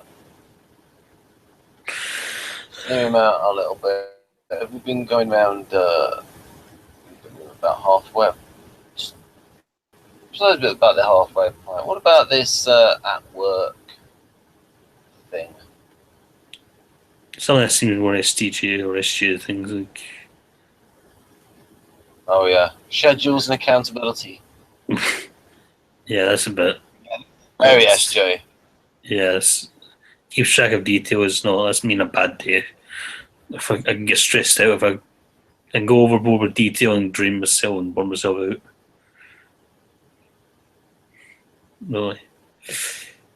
It doesn't function well with open-ended projects. I can kind of relate to that. Like, in general, I guess a certain amount of structure and a point to things. Focus more on work than relationships. This is so STJ. Yeah. Respectful of hierarchy, and that's somewhat true-ish, but it's not. I love how they put meritocratic there. A little nuance in the STJs. That they want the system to. They want a system that works. That respects, that allows them to, because part of the SJ is it's not folks that see, SJs see the system as something they can use to advance themselves. I wouldn't. That's a bit harsh. What I mean is a system that, especially STJs, that they can. What I mean is they want the system to be meritocratic, because SJs like hard work and they want their hard work rewarded. Yeah, I mean, SJs are not going to like a system where it's rigged and people are getting promoted above them who don't work as hard as them, because that's going to piss them off and go against their values and all these sorts of things. Yeah. So meritocracy, I think, is a big SJ thing. Okay. I don't know what you think about that. I think SJ is like. I would say I am meritocratic, but my idea of merit might be a bit abstract in the NF, more abstract in the NF compared to the SDJ things. Ideals, like, it would depend on the context as well. Like, I would say empathy is a merit, kindness is a merit, and keeping your being emotional, but also keeping your emotions under control. But obviously, I do like hard work and skill as well, and I do think that people should be in a position where they are qualified wherever possible. And yeah, I mean, it's like I mentioned before that I do tend to think a lot in terms of reward and earning things, so I can relate to that. It's SJs are not robots. It's they like to use the system. They see the system as it is what it is, and to become enmeshed in the system and use the system and become successful within the system. And SJs, because they think ahead a lot, is when an SJ goes into a career, they will also be thinking about, and they might even ask questions of, what are the opportunities for promotion? Well, some of in the system. That would depend on the SJ, I think. Yeah, especially the STJs. Even, no, I would say individuals a bit more than other things. But anyway. Because as you know, because they're very clued into these social structures. So it's not, they know how to work it. Yeah, they know how to work because they have the connections. Yeah, but I think stereotyping a bit. But anyway. See, but I'm saying it in a positive way. They know the system. See, I don't interpret that as entirely positive, though, knowing the system and thinking about advancement.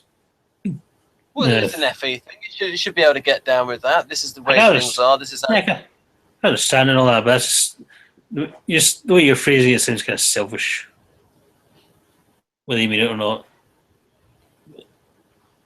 Well, I think it's just realistic. For I mean, that's their whole approach of SJs is like, these are the rules of the game. This is how society works, and if you play by and that's the thing that they want. I just thought about that. SJs think if you play by the rules, you get what you deserve, and that's why they believe in meritocratic, because SJs really do believe in security and hard work being rewarded. Big SJ things. Okay.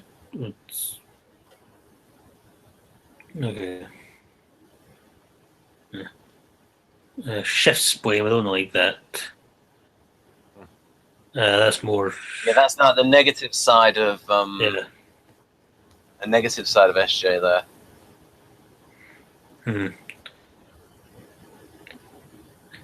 So I can do that somewhat, but I just think I think more being accurate. Yeah, it's like a CYA, cover your ass thing.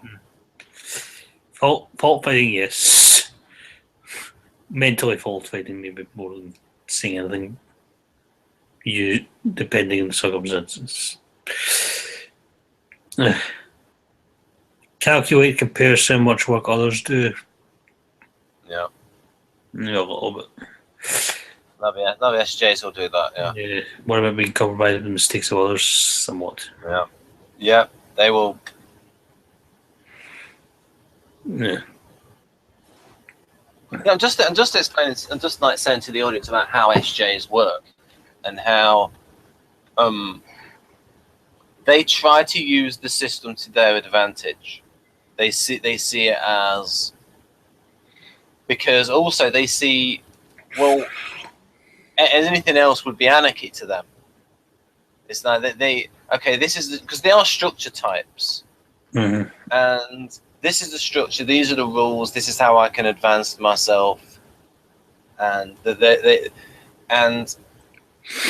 so they're not very good at thinking outside the box, but they they, like I said, they understand the social rules. They know how to get ahead. And like I said, a lot of SJs, they get ahead. And so we've done that. We went right then. So we've got these ones here left. So let's do. Right, so we're going round the clock. We'll do these ones in yellow. That's not yellow. That's more lime. Yeah, I agree with that. Okay. I'll go along with that. Yeah. Self-criticism, yes. I criticize myself all the time. I think I've done that a bit in this hangout too. It's a smidgen. High internal standard, yes. So like that. Guilt-ridden, yeah. What about? What are you guilt-ridden about? Everything. Okay. There's not enough. Your 10-hour video for that. Virtuous image. Yeah. So that's. So the image stuff seems more. It's true, but it's big and mean I'm very introverted, so it's not. Right. As well. Could be that I'm extra introverted because I'm worried that I won't know a good image. That's something to consider. I'm extra private. So I'm worried about all the things about me. That's not entirely. It's just part of it. Conscientious, I would say I am, yes. Now, black and white thinking, that's an interesting one because I try and avoid it, but I don't. I tend to think of levels of black and white thinking. I think like there's simplistic black and white thinking, there's very sophisticated black and white thinking when you're sort of seeing all different sides of an issue and understanding nuance, but at the same time you do think there's right and wrong. There is a grey area, but some is lighter grey, some is darker grey. And it's not necessarily that these things should be sacrificed. Right. So done conscious. I just when it said there about virtuous image and self-dignified image, I wanted to. I remember reading a concept on. I think it was something in Richard Gross's book called "The Science of Mind and Behavior." I don't know if you've read it. No. It's like a very respected text. Oh, I have. I had it years ago. Yeah. Oh, yeah. And it was now, like if you buy like the modern version, it's like it's expensive. But I just get like an edition 1 or 2 before. It's like a lot cheaper. Yeah. There's one book that's like amazingly expensive. Oh yes, The Cell. I've got the book, The Cell. I got it when I was at university. The new version, because this is like written by Albert Spray, Ralph Lewis Watson, right? And it's like 7 guys at the top of their field in molecular biology. And how much do you think the book sells for? The new edition of the book, The Cell. £75. It's about $180. Because it's got no competition. Because it's like these guys have been like in the field. There's like 7 of them, and they've been like in the field for like 30 and 40 years. And I remember I got the 3rd edition of the book. It cost £32. So it's a good book. It is a good book, and that was when it was like 1,300 pages. It is a flipping good book. But like I said, if you've got 7 people and they've all got like 30 and 40 years experience, and the first edition came out in like 1980, and it's like there's no other book that can compete, you know, with all that collective experience, and that's why they can say $180 for the book, and even you see like used $100. So that's The Cell, Anyway, but what I wanted, the reason why I brought up Science of Mind and Behavior by Richard Gross is that there was something there about self-esteem and self-image where it's where someone's self-image is the problem. So, for instance, you can have somebody who is happy with their at like a low status, but when it's the other person who's got as NSJ would say, you've got ideas above your station. And if they've got ideas or a self-image above their station, that is where the problem is, where it's the perception of where they want to be and where they are. And of course, that can vary by Enneagram. As you know, like with Enneagram 3, like it's like I said, we can use that lens for each one of the Enneagram types. I think we could talk about that in the tri-type a bit as well. In the next hangout. And then we have, in fact, the way things are going on, we'll probably have enough time to record that one after this one. Yes. So yeah, the thing about the self-image, but where the self-image being how ambitious it is determines how happy someone is. Mm-hmm. So, for instance, you could have somebody who is say a painter or a painter and decorator. Yeah. You can be much happier in life than somebody who is, say, a fine artist. Yeah.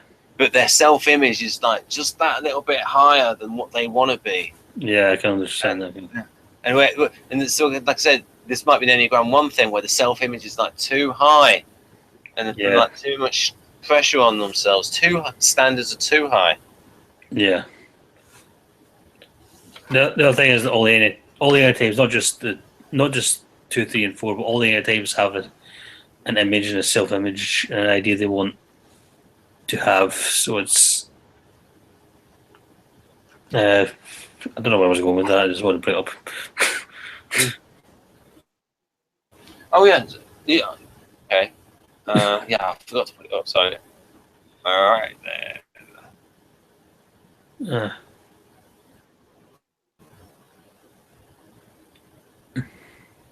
You see, if there's 3 or more people in a hangout, we'd be able to see you in the bottom. Because at the moment, it only alternates between 2 people. So people should get people to trying to get other people to join. But this one we'll go on to the next one. So we got internal standards, guilt-ridden, black and white. What about black and white thinking? Have you ever been tempted to go into that? I talked about that. I mentioned that there's I think in terms of levels of black and white thinking, that I don't think there's a plastic stuff like sophisticated black and white thinking. That's what I was talking about. Like if you consider different points of view, if you consider that, yes, there is a grey zone, but obviously there's, lighter grey and darker grey to think about, and there is a right, in general, in a contradictions, there is a right and wrong, but I don't think that that's necessarily in conflict with reality or with seeing different points of view. It's trying to find the compromise, the middle ground between those things. Right, we'll do. I don't like I don't like it when other people are too close-minded or whatever, or if they're close-minded in the wrong way, shall we say? Right. So we need to. We'll break this down into 2 bits. We'll go with about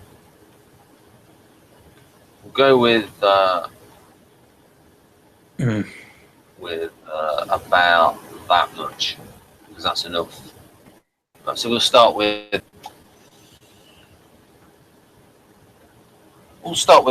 top. We'll start with dominance. Interesting. I like the idea.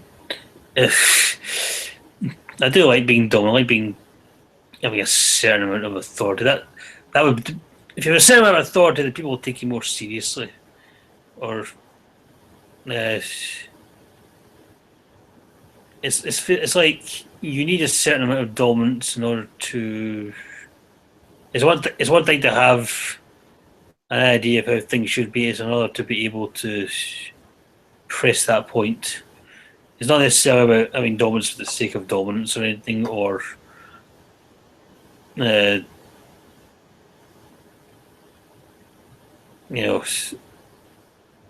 being selfish about it. It's more about it's the idea that if you really think something is right and other people aren't listening, it can be better if your temptation to be in charge, or in some way, formal or not.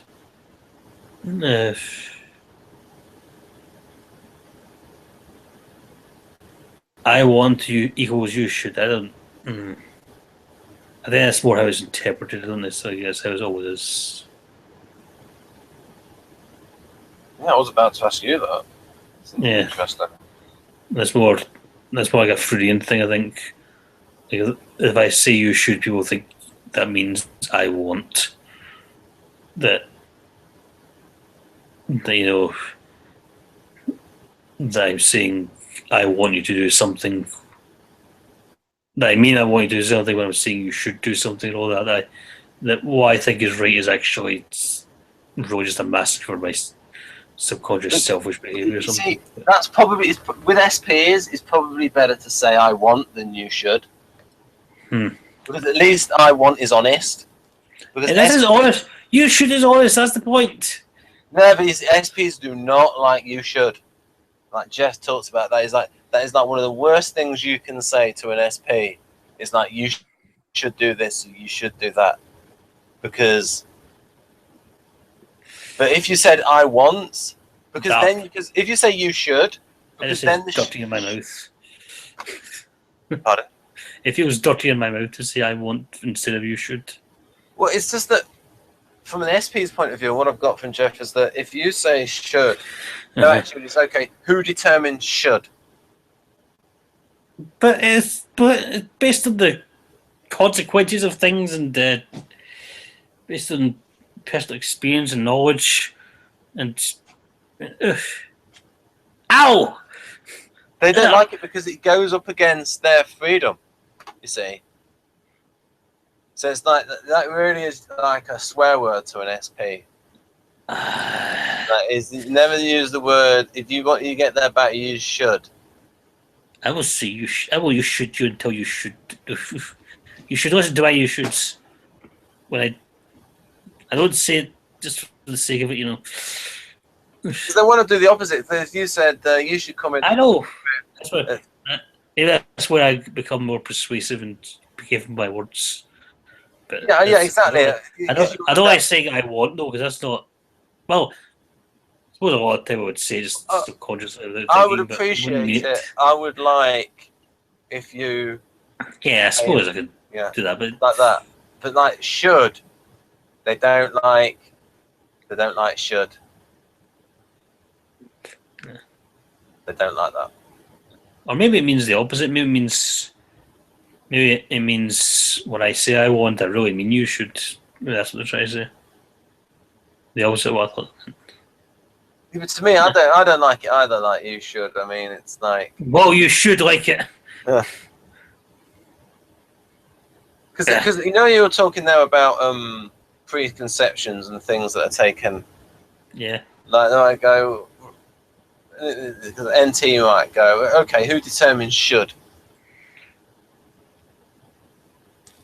Well, depends on the context. Depends on the. Yeah, that's what I mean. And a lot of times, SPs will ask. I've considered all of that though. It's already been worked out. Yeah, no, you do. I'm just saying it with SJs like that because that's the way things are done. That's what an SJ will say.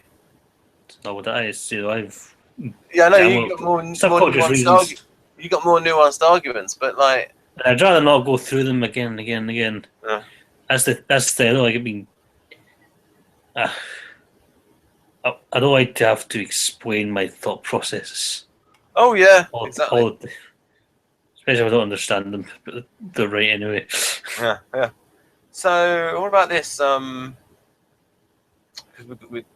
Autocratic. It's not as bad as people think,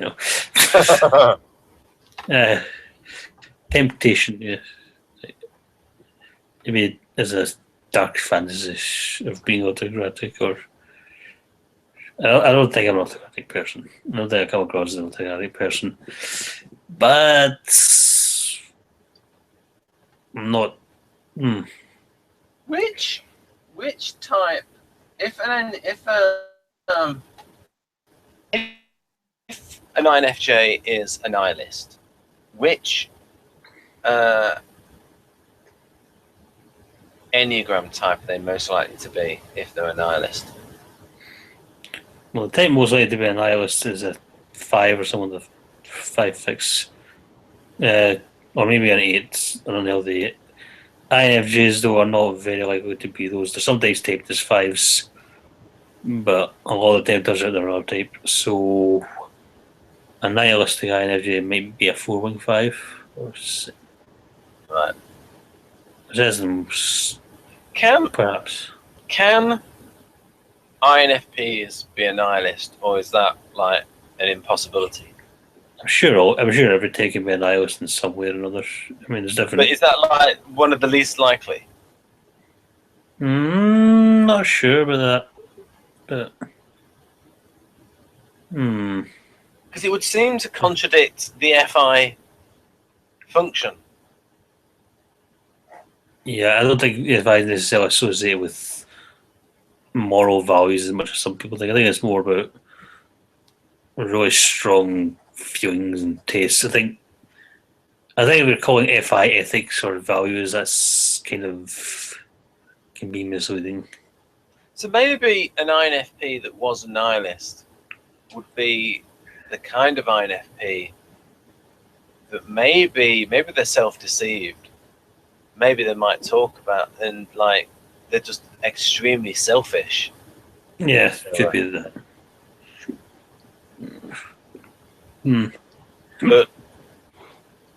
But also there might be an Enneagram 5 or... Yeah, but I think a lot of people can become nihilists through... disenchantment. Yes, with religion and not really knowing what it means.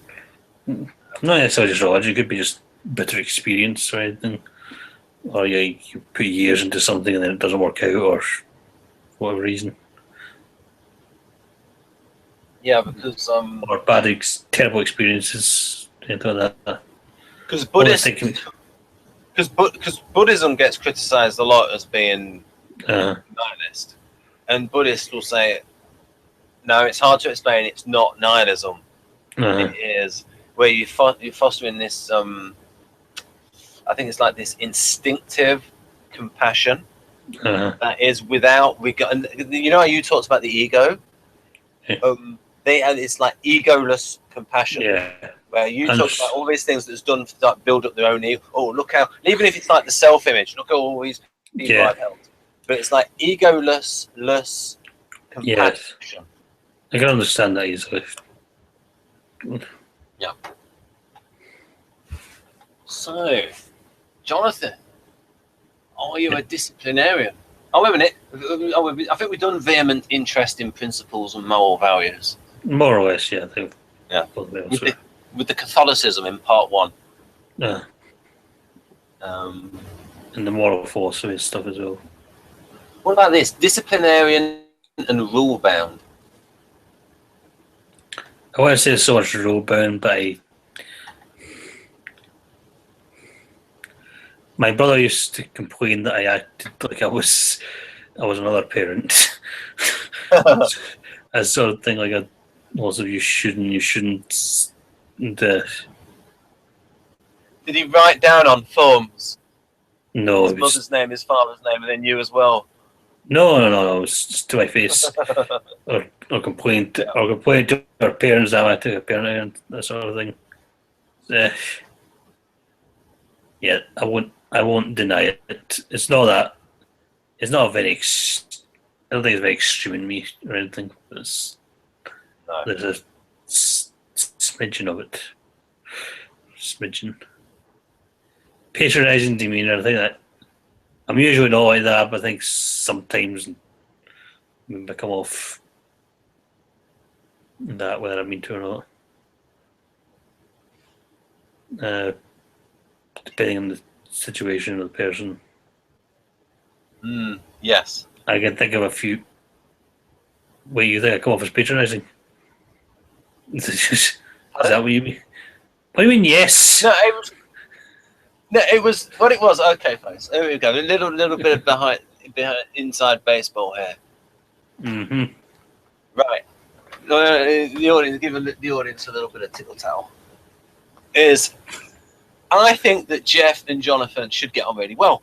It's just that something happened where in a Facebook group, Jeff was replying to a comment, and then you did say afterwards you were sorry for removing the thread. Yeah. Post. It wasn't the thread. It was the post. Yeah. Yeah. So did you still resent that? No, it's not. He didn't like it when I did it in a Kersey group as well. Because I got a lot of I'm just trying to get it to autofocus. Oh well, go back to the diagram in a moment anyway. The INFJ was arguing with didn't like it either for me doing it either. So it was anyway. We'll talk about this. But we'll get it out into open into the areas that because you're not somebody who says, "Oh, if you're this, automatically a certain type is going to go mental in a certain way." But there are patterns, and just so anyway, I think you two will get on, especially if you do a type and faith video with him, and we can do Enneagram 7 with him as well. Yeah, that wouldn't be a good thing. Enneagram 7. Yeah. Right. So, but that would be the only. Right, because I can feel that as well with SPs now. Half time they're being patronising, and then they'll point out an error in my logic. I'll go, oh dear. Right. Because of their skepticism. Right.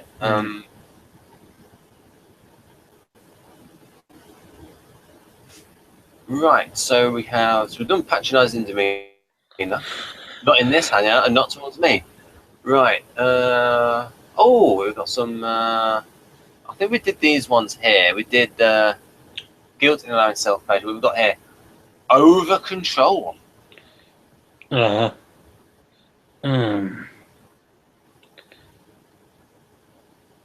It's true, but I can't describe it because it's not.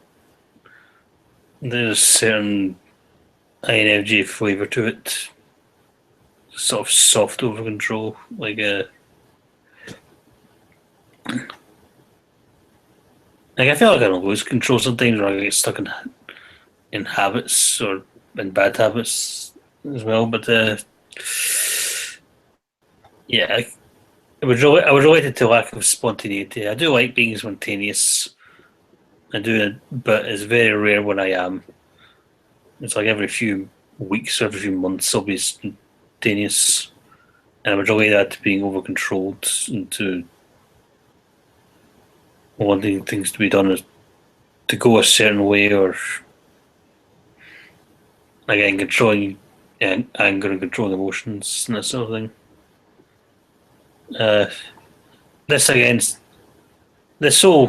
All four of these sound quite SG-ish because it says loss of creativity and intuition. I can understand loss of creativity because there are times when I can go through creative burnouts, not being as creative as I like to think could be. But the intuition's always there. Intuition's always never gone. Everything falls, but it's usually there. Right.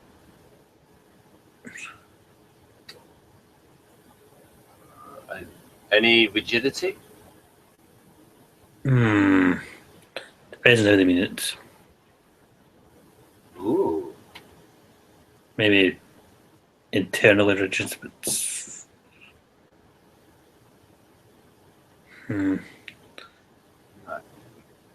They talk about standing up straight all day and anything like that. That's not me.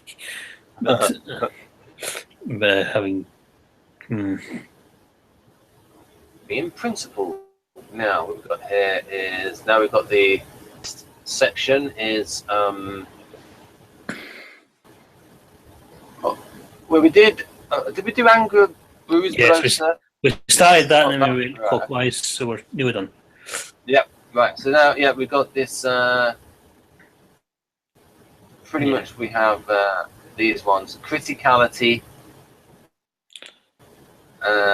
righteous indignation, intellectual anger, perfectionistic disapproval, champion of social causes, reformer, vindictive over assertiveness, demandingness.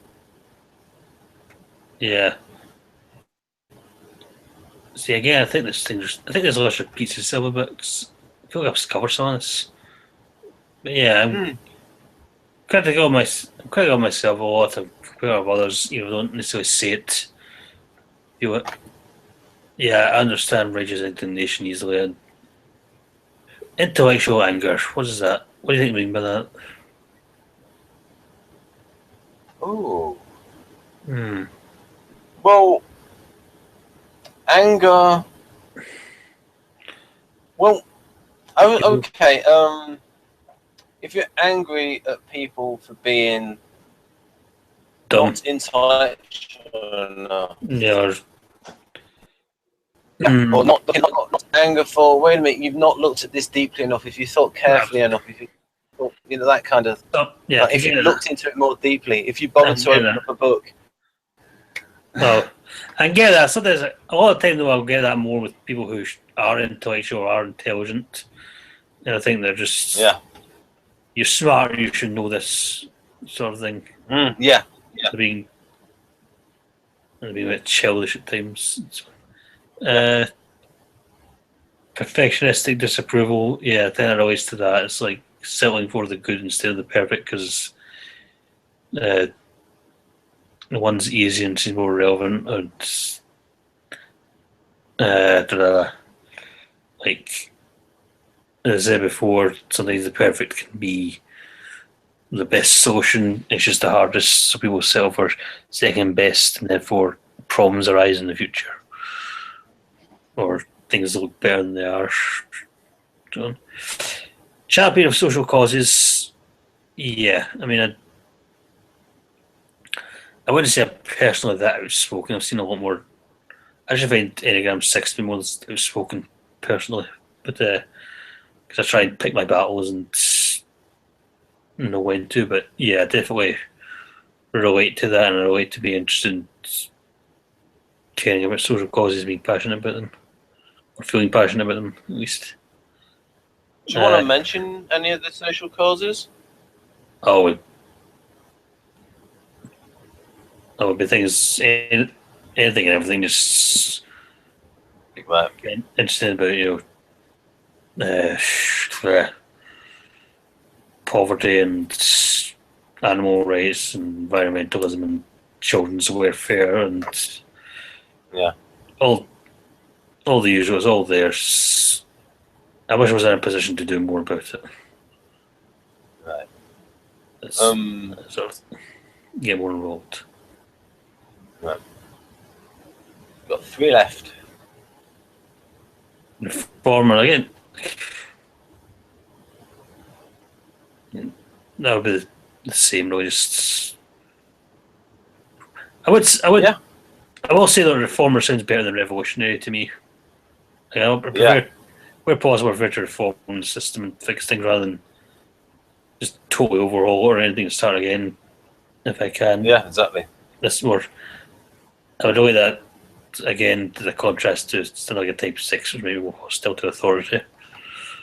I don't feel any so much innate anti-authority feelings. That doesn't mean I'm blatantly naive about authority or anything that I can't be critical of it, but I don't feel any instinctive rage against authority either, or automatic distrust.